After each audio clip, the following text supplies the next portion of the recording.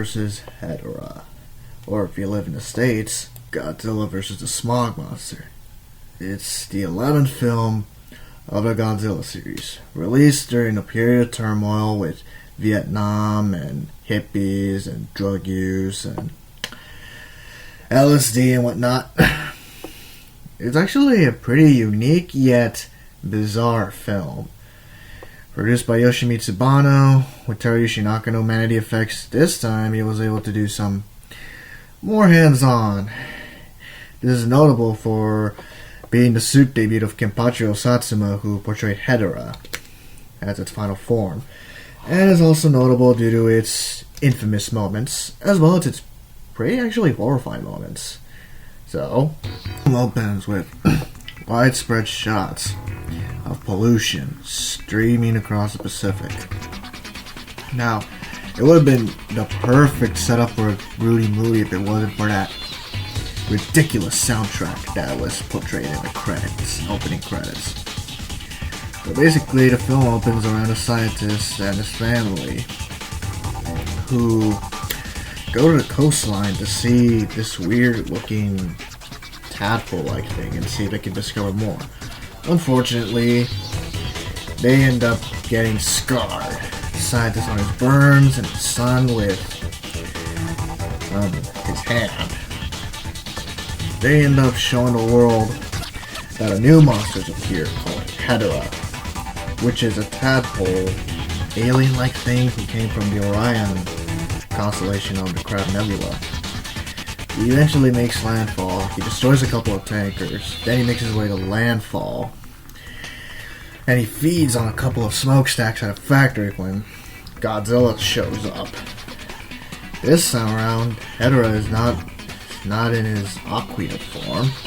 He's more land form than he usually is, so around the same time there's a party going on at some bar. Something about, they're singing this song that you hear in the beginning, talking about how all of Earth's natural resources have been gone and how Vietnam was affecting them, and etc, etc. Yet there's one bizarre scene that occurs shortly before Hedorah decides to invade. This Hedorah sludge eventually shows up, and they frighten everyone, they start running away, and what little do they know is that he victimized someone in the form of a cat. And you can see the cat is left covered in sludge and goop, stuff like that, for dramatic effect. Considering how well animals being affected works in Hollywood, you can see that. But as Godzilla shows up, Hedorah decides to launch itself at him, and he's suffocating him from the head down as he tries to slam him. Now this is where the pacing's a little off, because you can clearly see in the Blu-ray that slow motion has been used, particularly in the scenes where Godzilla is seen slamming Hedorah around. As well as there being a couple of fast-paced moments, it's a little off.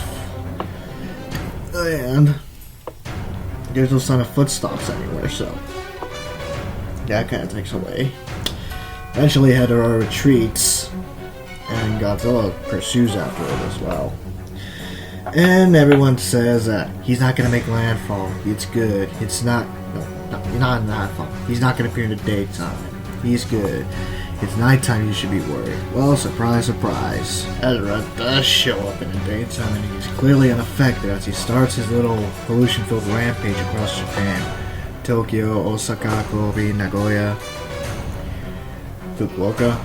All of them fall victim to his sulfuric mist, which actually can suffocate Godzilla himself. And same when he fights Hedorah in a factory near an amusement park. Now, in one scene he tries to punch him, but due to him being made of toxic sludge, he is immune to any melee attacks that Godzilla can muster. Plus, to top it off, he is also immune to Godzilla's atomic breath. So, nothing much you can do in that front. All Godzilla can do is suffocate and watch Hedorah go on his rampage and killing hundreds of citizens. They even show the on-screen deaths as you see their skeletons being dumped all over Tokyo. I mean, he even kills a group of schoolgirls, as well as a group of bystanders and a construction worker who ended up falling to his death and his skeleton shattering into dust by the time he hits the ground. And some of them are actually pretty horrifying in this scene, but some just look like, what am I watching?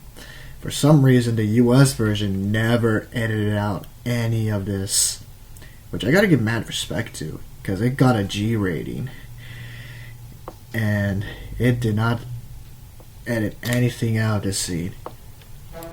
Eventually, a group of stoners and hippies decide to throw a party on Mount Fuji to celebrate. It's the end of the world as we know it, and I feel fine. However, after the buses, only a few showed up, and they just started partying like crazy. Not a good idea, because at the same time, Hedorah is approaching Godzilla, who is also near Mount Fuji, and the two eventually face off in a climactic showdown. Hedorah kills all the humans except for one young boy who is assigned to son, who has witnessed Hedorah's attack earlier by the coast. And it keeps having telepathic premonitions of Godzilla showing up and fighting Hedorah. Something like that. Well, at the same time, his father, who is heavily damaged in bed, decides to travel to Fuji to aid the army and to setting up an electrodes, which he suspected are key to killing Hedorah by drying him out. Hedorah eventually gains the upper hand and is able to carry Godzilla and throw him into a pit and dump it with slime. And all Godzilla can do is just swim in it, as he's, I don't know, suffocating or something. But yeah, in another scene, Godzilla punches Hedorah only to find his hand is reduced to bone. So it kind of varies in some shots, because in one scene you see a skeleton hand and in other scenes you don't. But still, they're able to fist fight their way to the electrodes by tumbling down the slope, where the electrodes all but fail because there's not enough power. Godzilla gives humanity rolling eyes and decides to use his atomic breath to fry Hedorah. And guess what? It works. And it would have fried him completely too if it wasn't for Hedorah flying away at the last minute. And Godzilla just starts screaming in defeat.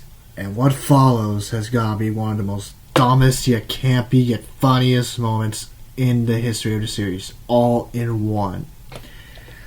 So sit back and watch as the King of Monsters makes a fool of himself in what's supposed to be an environmentalist movie. Of all the things they could do to make Godzilla fly, did they really have to go with the stupidest one? I mean, you could have used his spikes like rockets, or his feet or something, but flying backwards? That's gotta be the stupidest idea that Toho has ever thought. I mean, and their intention was to make it lighthearted, which wasn't the case. It was more cringy and, I don't know, unwanted. Plus, that's the only time in the film where his atomic breath is like this one scene in the poster. One time, and they screw it up. And you know what? To rub salt on the wound, or pour lemon juice, or whatever you call it, they do it again. And they still have the campy music. I mean, at least this is understandable. Well, not exactly. They still could have used his spikes or legs as rockets. But did they really have to do that? I mean, he drags Hedorah back through the cringiest style of transportation, slams him into the ground, and he kills him off for good. Now, out of all the things that cost Godzilla, this one probably cost the most of him. Why? He lost an eye, an arm, and his dignity. That's what he lost. And all because of a stupid executive's decision to make it campy. I mean, a weary Godzilla decides to go back and head home. However, he gives mankind a evil look as if he's trying to say, "Don't make me do this again," before leaving, and the little boy just says goodbye to Godzilla. all by his lonesome. While everyone else is relieved that he's gone for good, the end credits post, and yet another one for a sequel that was gonna be produced but wasn't, because after the movie, executive producer Tomoyuki Tanaka was so appalled about the film that he told Yoshimitsu Banno, "You're never working on a Godzilla film again," which is something he would hold up to his grave. Unfortunately for him, though, Banno ended up working on the Warner Brothers Syncope legendary remake of Godzilla in 2014, so he's probably rolling in his grave considering what Banno has done. And despite his prohibition, Toho tried to overrule him and make a sequel to it, thus the cliffhanger, but it never materialized because, well, Tanaka was so mad. But still, film has its ups and downs. I mean, it does have a good environmental message, and some of the battle scenes and horror scenes were actually pretty good, maybe even scary. And special effects on some scenes were actually pretty good, especially whenever Hedorah unleashes his sludge all over the place. But then most other effects and the acting and the soundtrack and the cinematography, they all look like slop. I mean, it is so notorious because, well, part of it can be blamed on the era it was released in. It was 1971. Vietnam, hippies, drugs, they were all in the same era.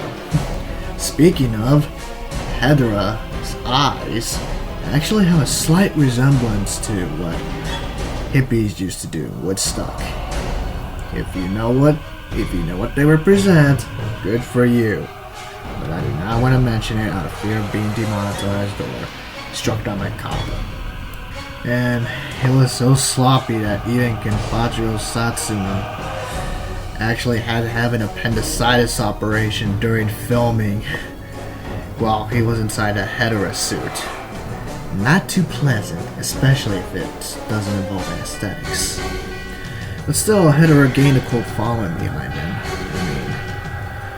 He appeared in almost every Godzilla game ever existed, starting with Monster Monsters, Destroy All Monsters Melee, and then Unleashed Double Smash. Even made an appearance in Godzilla the game in playable form only on PS4.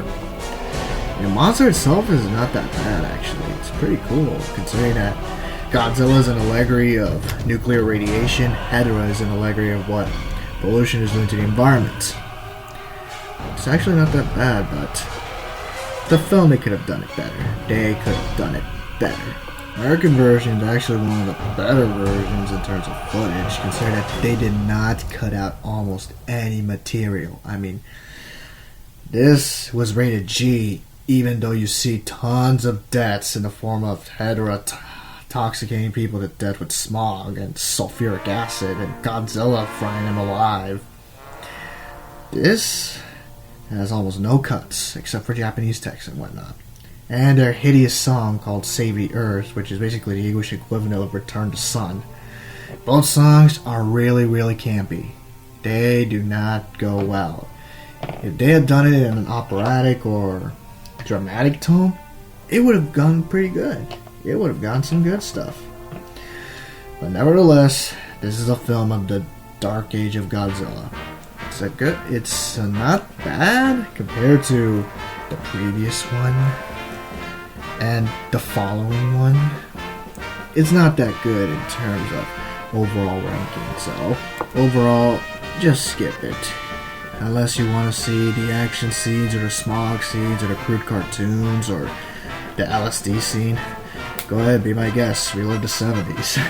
But that's a decade I do not want to go back to, especially considering the turmoil. But yeah, they could have done better on this one. They really could. And considering that this film was actually responsible for the chain of events that set up to Godzilla 2014, because Banno wanted to create Godzilla IMAX 3D with Hedorah being having a new form called Tesla. and eventually evolved to the remake we saw about 5 years ago. So overall, not a bad movie in terms of action, but really bad in terms of writing, soundtrack, and plot altogether. So, it's more recommended that you skip it. But if you must watch it, just go to the action scenes or the horror scenes. Those are the only things worth watching.